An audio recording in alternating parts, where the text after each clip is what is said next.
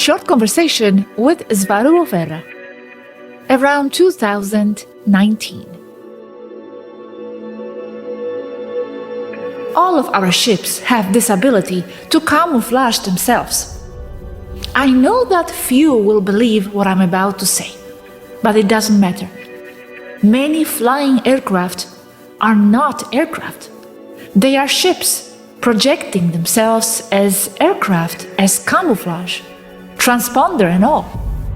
At first glance, it sounds like an airplane. They also have turbines. It looks like an airplane. And the transponder tells the tower that it is an airplane with a flight code, flight plan, aircraft type, registration, etc. But in reality, it is a ship with a completely different shape than an airplane. This drives NORAD, among others, crazy. Other times we fly as what we are. It's no exaggeration, but if we wanted to, we could pass for a motorcycle. But what do your normal ships look like? Like silver spheres, like a ball?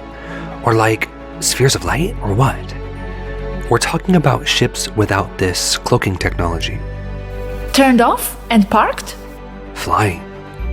They look like sci-fi ships, very recognizable as ships. Flying, it could be an airplane, or it could be a point of light, like orange plasma, or nothing. It could be there and not look like anything, non-existent, but there. Or pass as a star. We usually use Venus to camouflage ourselves when we park. Higher up, they look like what they tell you they are, satellites seen on a dark, cloudless night. What you see is spacecraft traffic, not satellites, which are small and difficult to see. ISS, they use it as an excuse to justify someone seeing a large spacecraft.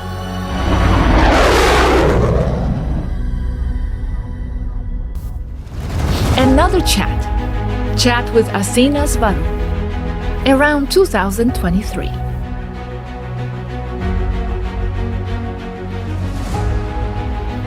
Small ship that looks like a man-made fighter jet.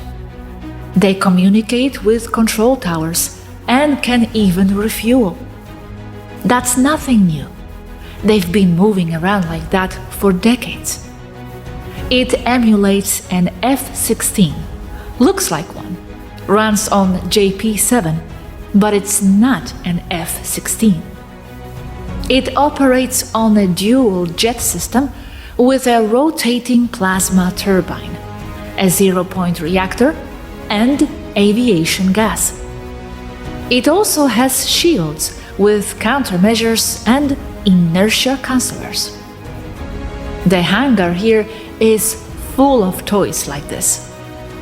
I fly as an F-16 with its limitation when I am visible, and when I'm not, I fly as a UFO. Look, this is an example of a small single-seat spacecraft, almost identical to those seen in Taygeta and elsewhere. A hull resembling a human aircraft is manufactured around this type of mini spacecraft. But inside, that's what it is. It's a pretty good strategy.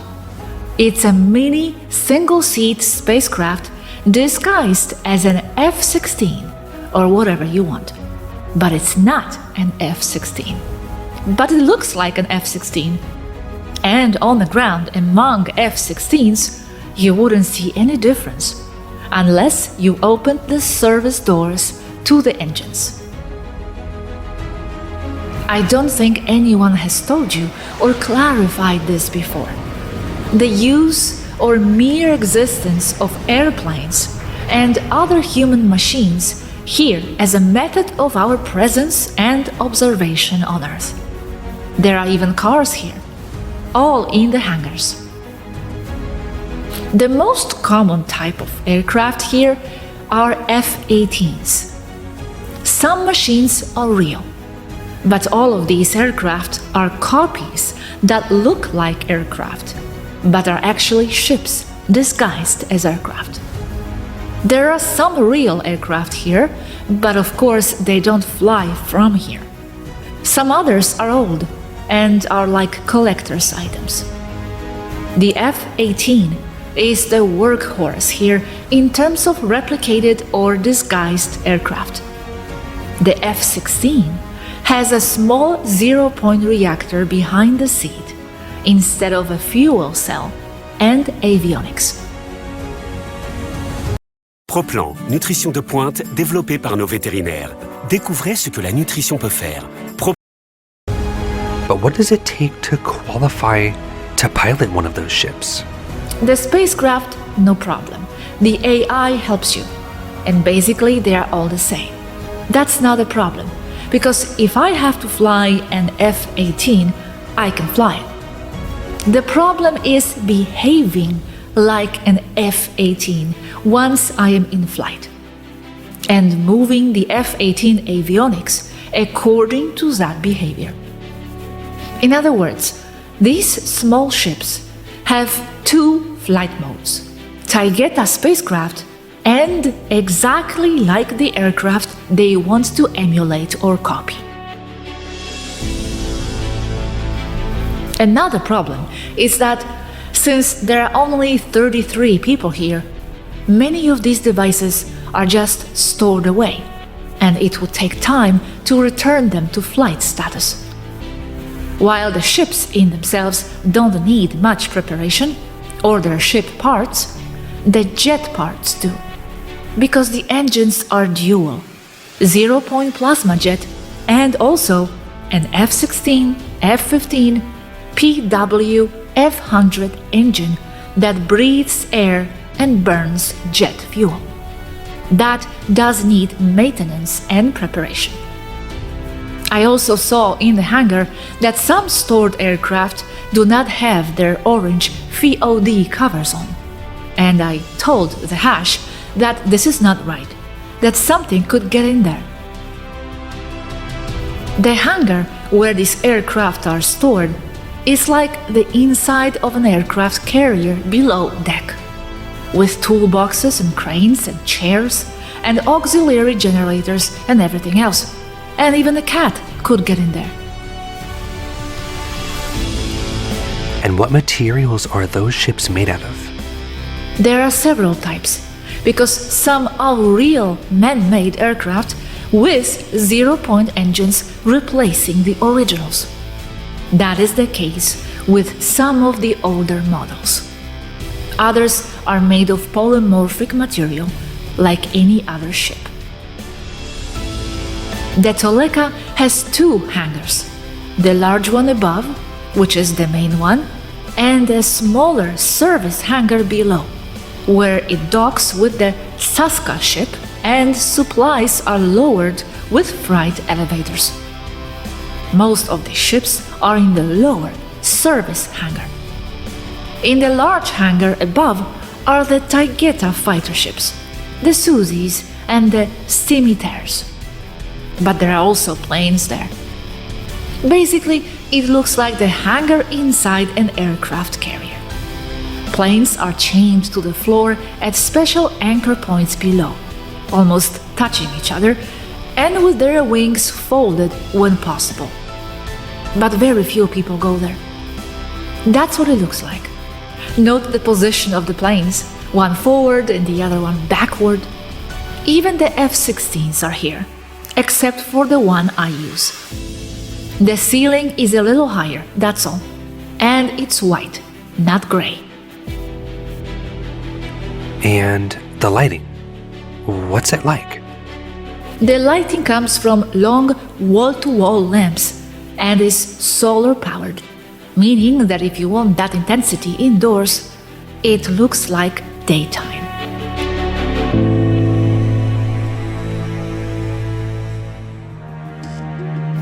Another chat.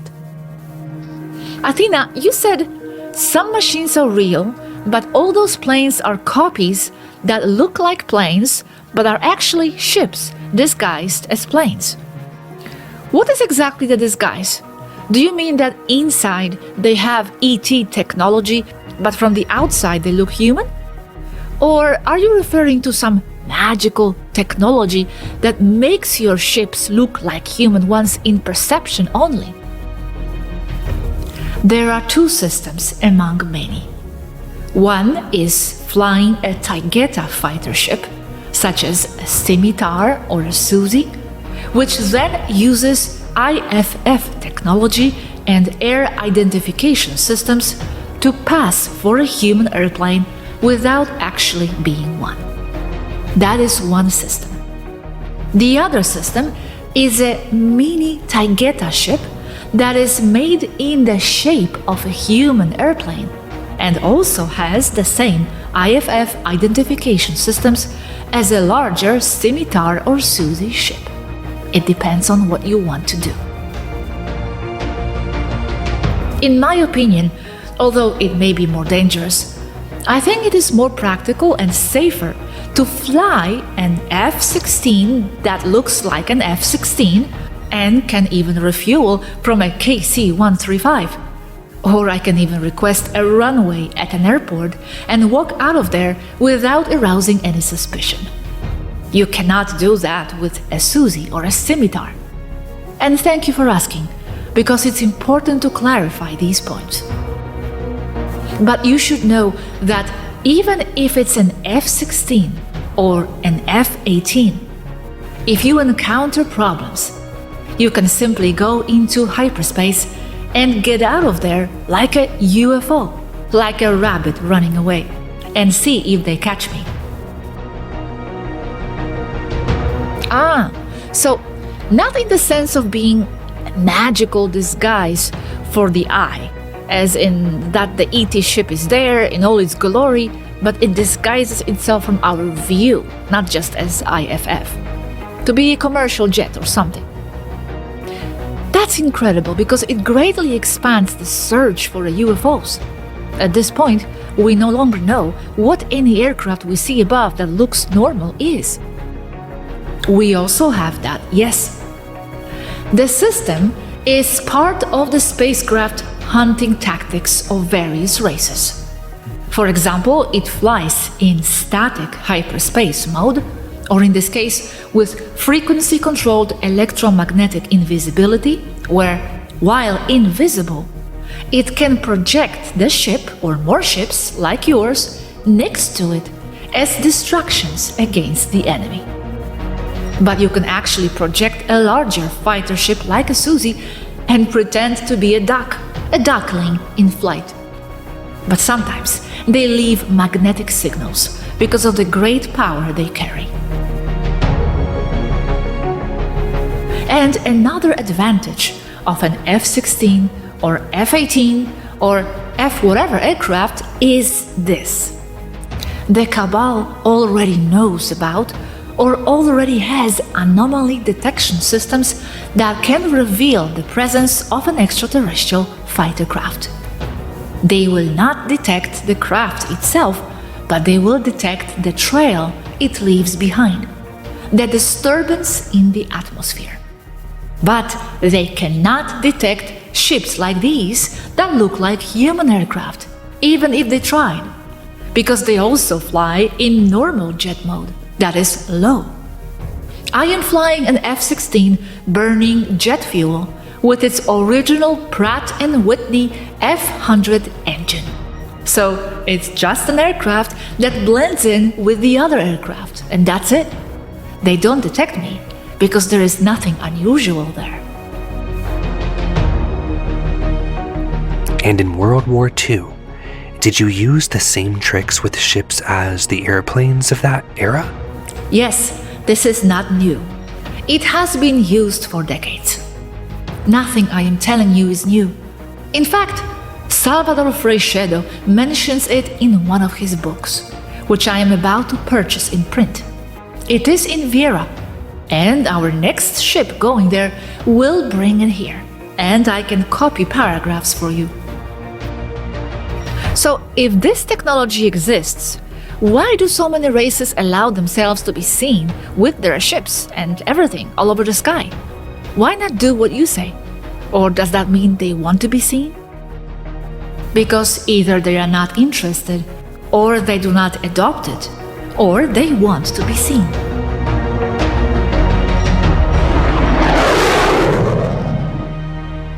And now the conversation. February 2023. Conversation with Yaski. Perhaps it is not convenient to say that, because people would not understand why we fly jet aircraft such as F-18s when we have spacecraft. The reason is that spacecraft are not invulnerable no matter how much others say they are. An F-18 jet from here has the same defense capabilities as a spaceship, plus the added camouflage of being an F-18 aircraft, because they would not attack it with specialized weapons just because it is an F-18, and because the US would not attack its own US Navy aircraft. Here, there is a whole collection of aircraft, mostly Western, and they arrive on Earth because they are first de-abducted from the hangar below Toleka with the tractor beam, and then, when the mission is over, they are re-abducted again. These ships get inserted into Earth from Toleka directly? And how many are there? They are entire squadrons. I don't know how many. But of course, not all of them fly at the same time. And yes, that's right. They don't fly from space. They are inserted at atmospheric flight altitude because, with the exception of some aircraft with Taigetan engines, most still run on jet engines that breathe air. It's just that things like the Scimitar or the Suzy hardly fly there on missions anymore. Nowadays, human aircraft, in appearance, are used. So Toleka descends to such a low altitude and inserts them? No, the tractor beam does that. Toleka stays at the same altitude. It just turns a little to face downward and then returns to its normal position by the tractor beam insertion line. So the tractor beam is located in the Toleka's belly? And how many tractor beams does it have in its belly? Or is one more than enough? As long as it is within range and in the direction of operation of the tractor beam, yes. Of course, it can't be on the other side of the planet. Yes, it can. It has atmospheric flight and landing capabilities if the appropriate facilities are available. But it is not advisable for it to descend so low, because it would be visible to the naked eye. It does not descend due to the Federation regulations, not because it is technologically incapable of doing so. I mean that it must remain in the line of sight of the tractor beam, that's all. And why? I thought it wasn't necessary. For simplicity's sake, for convenience. It is simply passing over where the aircraft will be released, knowing that the tractor beam is basically a tube of directed energy, controlled gravity.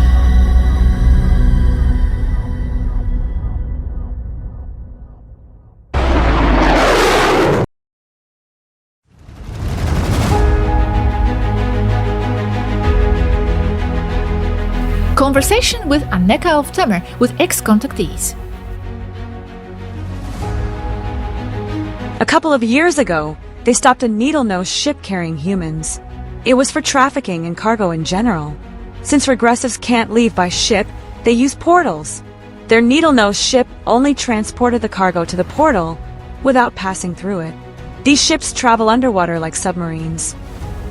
And is the portal in some underwater dump? Yes, it's in Dam, precisely, right next to the continental shelf of Yemen. It's an entrance like the one to Area 51, but not as long. The entrance to Area 51 by sea is in Santa Monica Bay, just outside Los Angeles. I'll show you some images of a CGI ship. It's a spaceship. Like all of them, they can also travel underwater. They hide underwater so that the Federation doesn't detect them. It helps, but they can still be seen. Draconian ship, real image. These are reptilian fighter-type ships, old obsolete models, but still in operation. Why the shapes? I don't know. Their mentality is reflected there. They must have some logic. According to a German we follow closely, it is that ship but hidden. That's true. Many ships hide by pretending to be a cloud. Another real image. This is a state-of-the-art reptilian spacecraft, of a Draco spacecraft, not Alpha Draco but similar, being escorted by 4 F-16 from the Turkish Air Force. I warn you, ships do hide among the clouds, or by being clouds. That lenticular cloud thing has never made sense to me, understanding the maneuvers and tricks of ships. These kinds of cloud formations do exist and are just clouds, but others are not. This one smells like a ship to me. Yes, these clouds appear a lot over Mount Shasta or Popocatépetl. Coincidentally, places with a lot of UFO activity. Clouds like this are formed by air currents passing over an object such as a mountain and creating turbulence. But this also happens when air passes and condenses as it passes around the hull of a ship in invisibility mode. Many things can give away a spacecraft. The atmosphere itself gives them away. It could be because it overheats to plasma and starts to glow, giving away the spacecraft, or because the water in the atmosphere condenses as it passes abruptly through a large object suspended in the air, such as a spacecraft.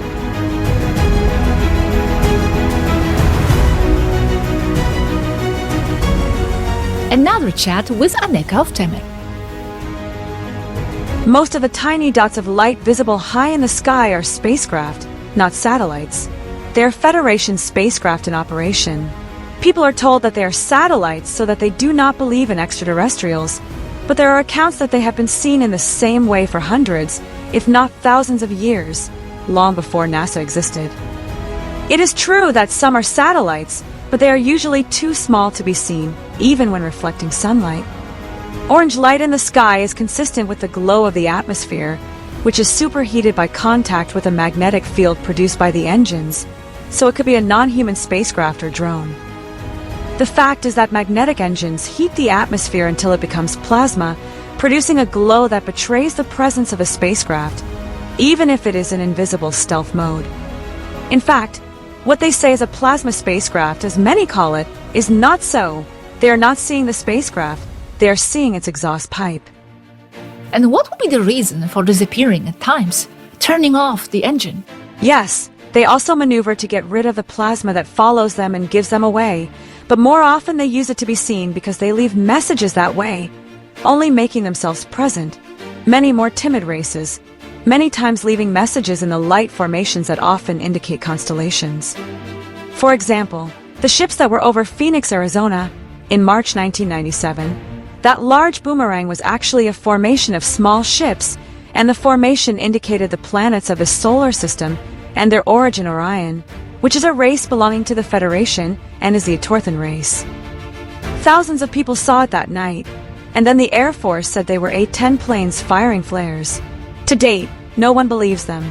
Flares don't stay in formation for many minutes, maintaining a controlled course or direction of movement. It was boomerang-shaped but with rounded angles. And how is it that it allowed itself to be seen in this way? I think it was on purpose, to leave clues that you are not alone. That ship is from the Federation, the Etortans. It was not an accident, especially not a large ship. When it comes out of hyperspace, it produces a flash of gamma rays detectable from Earth that indicates to humans that a ship is arriving, as happened with the Phoenix ships. A flash of gamma rays was detected about 2 hours before it flew over Phoenix. Not all UFO formations leave such messages, but it is becoming more common. It is like crop circles, which began as markers for the same ship, temporary markers, and later were used to leave messages for humans, although they are still used as temporary markers.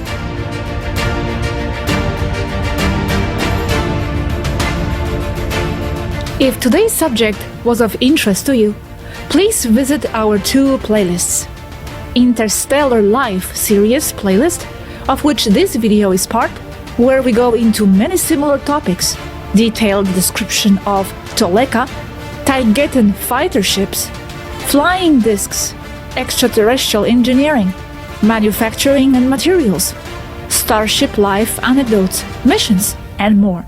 And then Stellar Navigation Series playlist, where many aspects of star navigation methods and elements are being further discussed in detail.